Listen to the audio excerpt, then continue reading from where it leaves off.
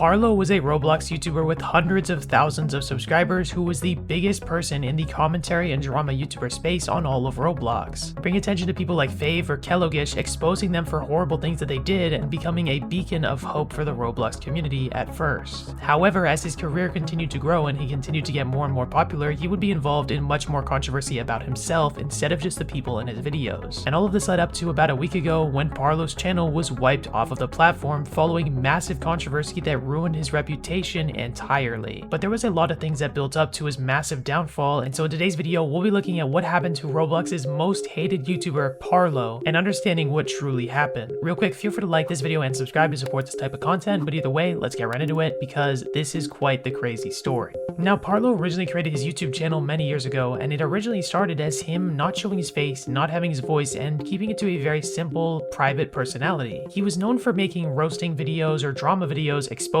people or talking about them with a TTS voice on. There's not much footage I can show you guys of his content from back in those days, as his channel today is wiped off of the platform and terminated, which I'll be explaining the reason for in a little bit. But Parlo originally blew up from a lot of these videos bringing attention to drama and was actually at first fairly well respected. He got a lot of subscribers, ultimately at his peak having over 500 to 600,000 subscribers on his channel and pulling millions of views on his content in total. I won't go too in depth on his story, but there were a lot of things that many people had started to bring up as he continued to grow and grow. You see, the thing that I think made Parlo's content stand out in comparison to other drama channels was he was always very involved in the situations he talked about. He was very opinionated and he was always involved in some way, and usually the person to expose and discover and, catch the people that he talks about in his videos. But the thing that comes with this is if you're a YouTuber who is involved in drama all the time, you need to be very smart with what you're doing because you can't be doing the things you're exposing other people for doing. But as Parlo grew, people started to realize that Parlo was way too emotionally attached to the content that he was doing. He would always be very, very sensitive and responsive to people hating on him, and would always be very defensive in a way that many people thought was quite suspicious. But there was a lot of good that he did do, like he did bring attention to people like Fave or Kellogish or Koofy when he was exposed, warning people that these people were around and catching them, and his Fave exposal was one of the biggest things in Roblox's community because that guy was a horrible person and Parlo was one of the main people that took him down. But the thing is, as Parlo had gotten in more and more drama, he made more and more enemies and found a lot of people that were pretty much ready to expose him for anything. Now the thing is, a lot of people in Parlo's career had tried to expose him. There had always been things that people brought up, different controversies, different things that people got mad for, and Parlo continued to make more and more mistakes. The thing is, everybody is not perfect, but when you frame yourself as someone who's meant to be a perfect person in the community who's exposing bad people and you have no faults and you're a great person, there's obviously going to be things that counteract you being a perfect person. For example, one of the biggest examples that a lot of people remember is when Parlo released a video talking about a recent war and framing it as a Roblox drama video, in a video that was literally monetized on YouTube. He was making money from a massive tragedy and a massive war and framed it as a Roblox drama video by connecting it to Roblox in some way, shape, and form. Obviously, he had a bunch of responses to this and he made a bunch of things that were responding to this, but obviously this made a bunch more enemies for him, and this ended up really in him not really having a good reputation on the Roblox community for many years. But the thing is, it only continued to get worse. I'm not going to go too in depth on what I'm about to talk about because this is just something that was a couple years ago, and I also don't,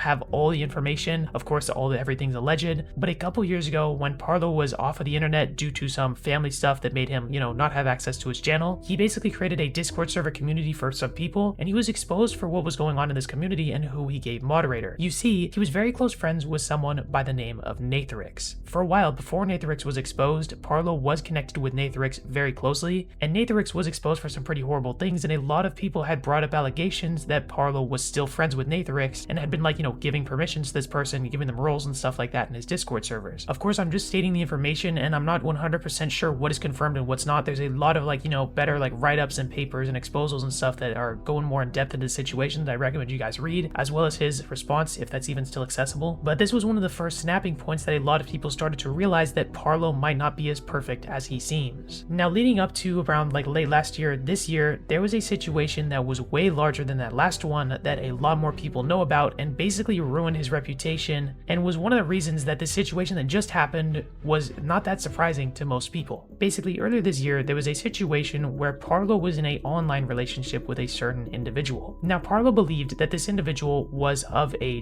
certain age. I believe he thought the person was 17 years old, and it turns out that person was actually lying about their age, and they were actually 5 years younger than that. And so what happened was all of his DMs and messages got leaked with this person, and he was exposed pretty horribly. I'll let Green Lego Cats explain a little bit of it right here because he had a pretty good explanation of that situation. He got catfished by a 12-year-old 12-year-old pretending to be 17. That news got out there, but then someone reported him to the UK police as if he actually pursued a 12-year-old. And you guys could tell this was very bad drama, because even though Parlo could have the excuse like, hey, he didn't like, oh, I didn't know his age, like I didn't ask, that's my bad. As a YouTuber who had exposed people for doing like horrible things to kids, you should always know to ask the age of people you're in the relationship with or you talk to online. Like that's literally like basic rule number one. Before you start talking with someone, like, getting in a relationship with someone, you should know how old they are. Like that's very, very, very important. But seemingly Parlo, who would have been exposing people for this thing for so long, hadn't asked the age and made this massive mistake that clearly showed that he had some faults in him that a lot of people didn't really know about that had become very apparent. But the thing is, as bad as the situation was and as bad as what he said, and the thing is, people would argue that Parlo did in fact know or purposefully chose not to ask or something like that, which obviously I'm unable to confirm. I can't confirm what he was actually thinking, which pretty much left like a really bad reputation for Parlo. This is the kind of thing that would,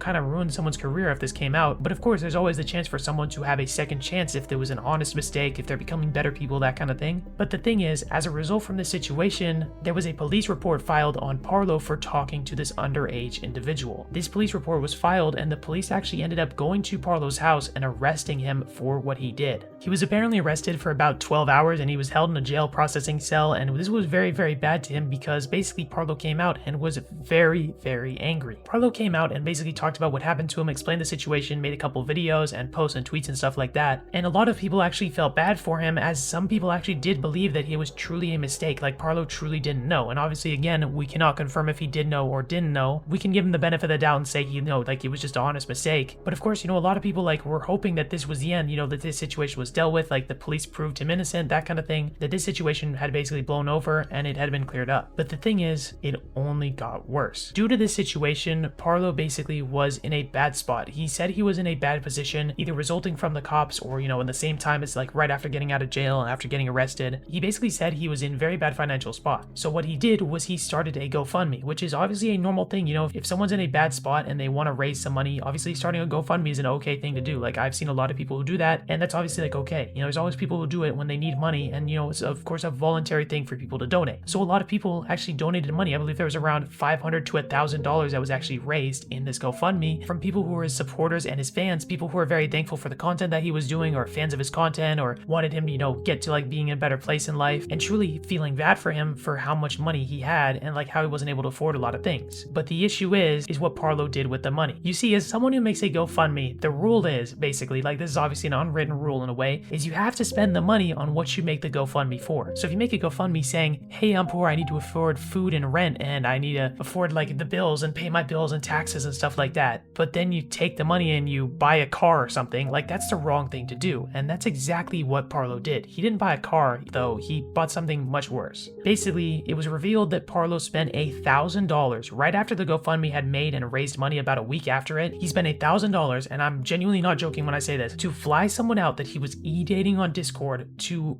meet up and do things with, have like let's say a Meep City party, as Green Lego Cats called it in his video. And apparently this interaction went really bad because it resulted in the guy that Parlo met up with making a document and exposal talking about what happened in their situation. And this resulted in Parlo making a response document where he shared way too many things that was way too sensitive. He's saying exactly what happened and then too much. Like he's saying like way more than he had to say about the situation. He revealed some very personal things about what happened between their interaction, which a lot of people found very, very weird. And people thought that was basically just trying to like distract or like flood people with information to make it seem like he didn't do anything wrong when he clearly had made a massive mistake. Now this whole situation was basically him betraying his entire fan base. It was betraying the people who supported him the most, who genuinely would give money out of their own pocket to support his life. These were the people he betrayed by doing this, and by doing this thing and choosing this very selfish action and flying someone out to have inappropriate things with them and to just spend the money that was supposed to be spent on like food and rent and stuff like that. On that, made pretty much all his fans and his friends extremely angry. And even worse was all the allegations that were put up by the person he flew out. It was basically like the dumbest decision. Like I don't know why he would do that, especially as a YouTuber who like knows like the right and wrong thing to do. Like you'd think someone who's been in the space talking about drama and controversy and exposing people for just like things similar to this would know not to do something like this. But the thing is, people weren't so happy when this occurred. They weren't just like, oh no, you're good, bro. People got very mad, including his friends,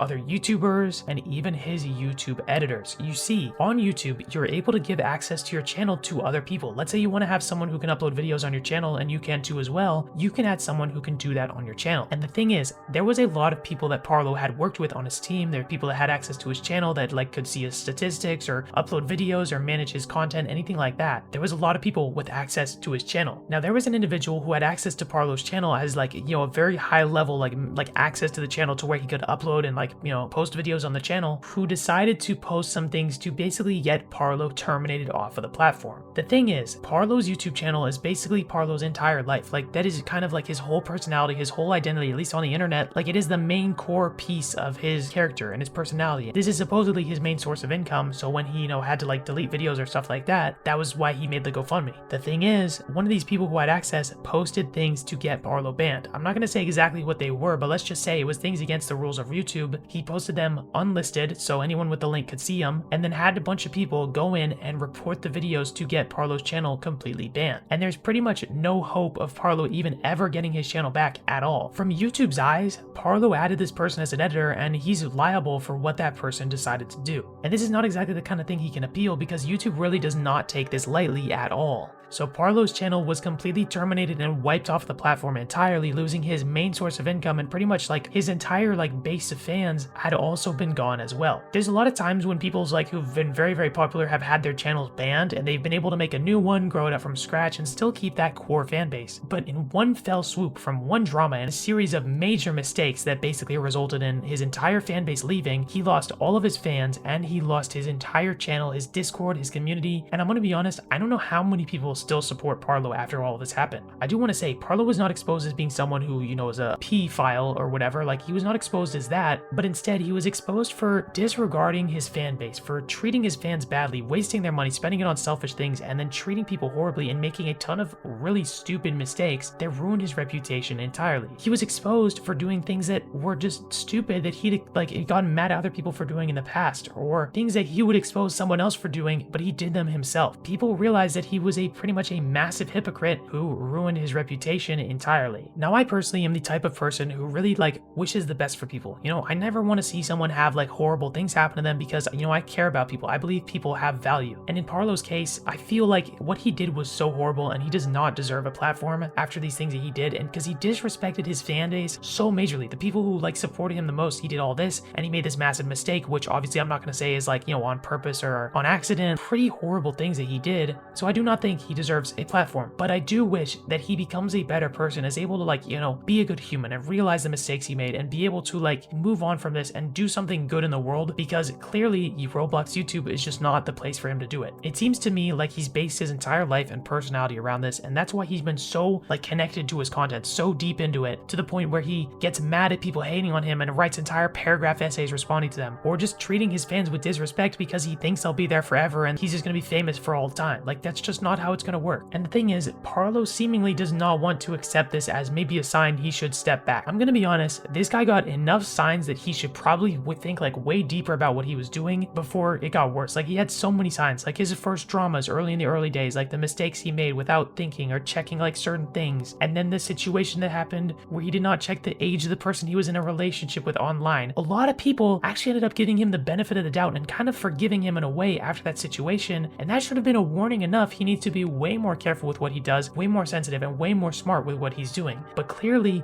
he was not thinking at all, and he made his final blow, massive mistake, disrespecting his fans that truly just wiped out his career and reputation entirely in one fell swoop. I'm gonna be honest, like I really hope Parlo steps back from Roblox YouTube. Like I hope he doesn't really like go onto a new channel, make a bunch of videos. Like this guy just needs to step away. Like honestly, just step away, focus on himself, become a better person in the real world instead of just trying to, you know, fix his reputation on a video game. It's honestly really sad, because if you think about it, this guy did have potential to be a like, you know, multi-million subscribed creator. He had potential to do a lot of good in Roblox. And at first he kind of did, and on some occasions he did do a lot of good things, but he ended up just ruining his reputation, disrespecting his fans, and doing a lot of really questionable things. Overall, this whole situation is just a dark stain on Roblox history. It's just another bad thing down the line. So tell me what you guys think down below. I'm interested to hear what you guys think, because I'm trying to frame this video less like, you know, opinionated and more just me stating the facts. And of course, any opinions I've stated about myself, of course they might shift or things like that. Like, you know, if there's more information that comes out, I want to hear his response and stuff like that. But overall, I'm interested to hear what you guys think. Either way, that's going to be it. I hope you guys have an amazing day